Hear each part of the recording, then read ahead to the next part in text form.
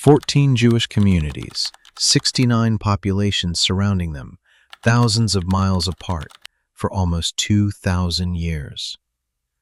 Families in Poland spoke Yiddish. Communities in Morocco spoke Arabic or Judeo-Spanish. Others grew up in Yemen, India, and Ethiopia, separated by deserts, mountains, and oceans. Geography should have won.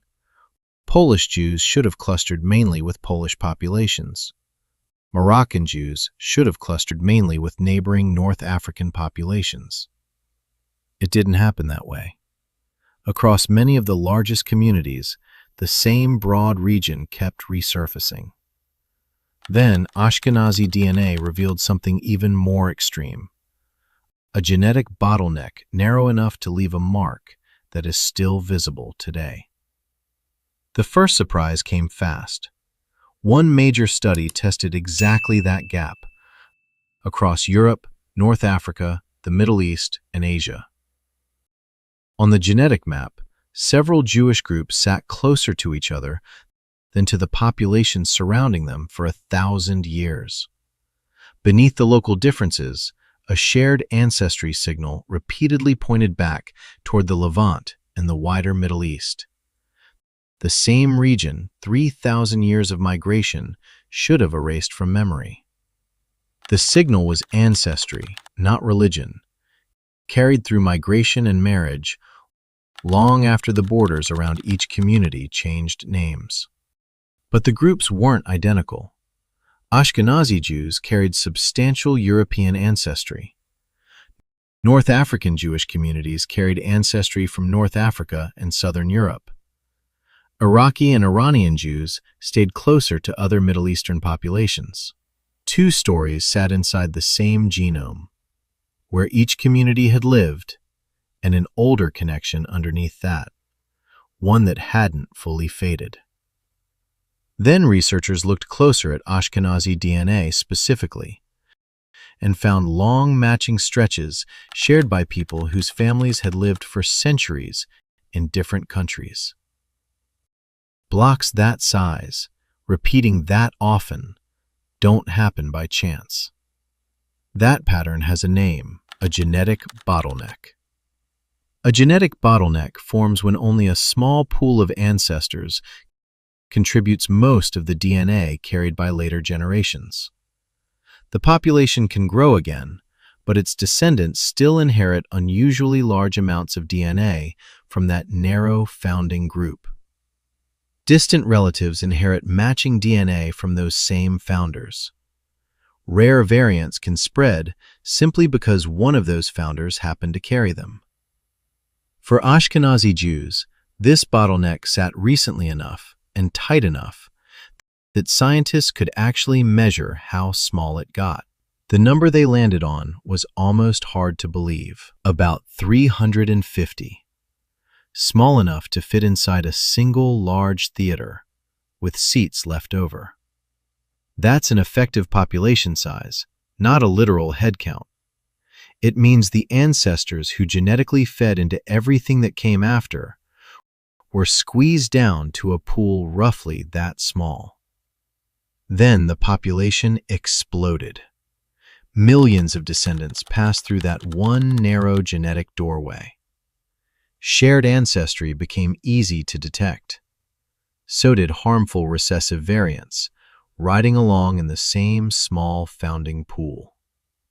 For years, all of this came from the DNA of living people, reconstructed backward. Then a cemetery in Germany gave scientists something better, a way to check the story against the dead themselves. The graves belonged to Erfurt's medieval Jewish cemetery. The people buried there had died in the 14th century, over 600 years ago. Their DNA survived inside their teeth, protected by the hardest material in the human body. Researchers recovered genome-wide data from 33 individuals, people who had actually lived the history, not descendants guessing at it centuries later. Their genomes could show whether the founder event had already happened, whether today's disease variants were already there, and whether medieval Ashkenazi communities looked anything like the population we know now. The answer came fast. The Erfurt genomes already looked recognizably Ashkenazi. The founder event had happened before these people were even buried. Then came the detail that lands harder. 8 of the 33 carried pathogenic variants doctors still test for today. But the cemetery wasn't one uniform population. Some individuals carried noticeably more Eastern European ancestry than others buried right beside them, in the same community, the same decades. 6 centuries of blending is what erased that difference by the time it reached modern DNA. The graves still show the seam. One more result made Erfurt feel less like a dataset and more like a neighborhood. About a third of the people shared the same maternal lineage, one still common among Ashkenazi Jews today. That doesn't mean they were all close cousins.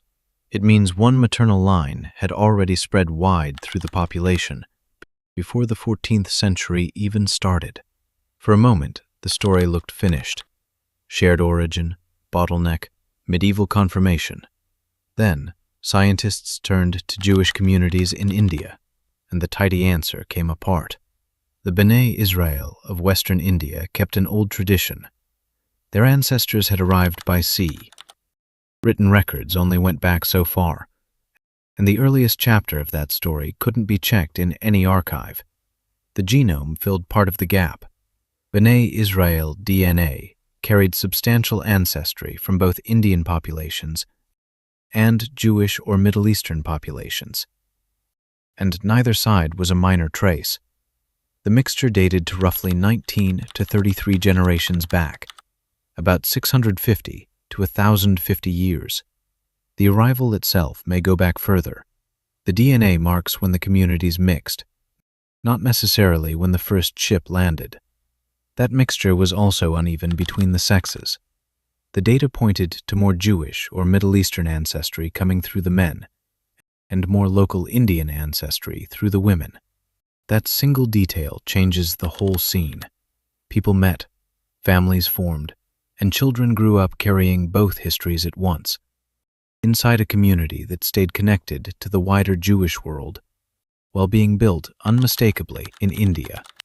The DNA shows a population that kept taking shape for generations after it arrived. Ethiopia pushed the story even further. Bene Israel carried a long, unbroken Jewish, religious, and communal identity. In genome-wide comparisons, though, they clustered far closer to their Ethiopian neighbors than to almost any other Jewish population on Earth. The connection running through so many diaspora communities was real. It just wasn't universal. Some Jewish populations carry a strong, shared ancestry signal. Others carry histories shaped mainly by local ancestry, conversion, intermarriage, and culture. Neither version is less real than the other. DNA can trace ancestry. It can trace mixture. It can trace bottlenecks like the one that shaped this story. What it can't do is measure belief or culture or who someone chooses to belong to. So after nearly 2,000 years apart, were these communities still genetically connected?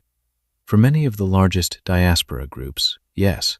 Their DNA kept pointing back to shared Levantine ancestry, layered with real contributions from Europe, North Africa, India, and Ethiopia. Related populations, not one unchanged genome. Geography changed every community it touched. The trail passed through a founding population with an effective size of roughly 350, resurfaced in 33 medieval graves, and mixed with local ancestry on the coast of India. 2,000 years changed Jewish DNA. It didn't erase the trail.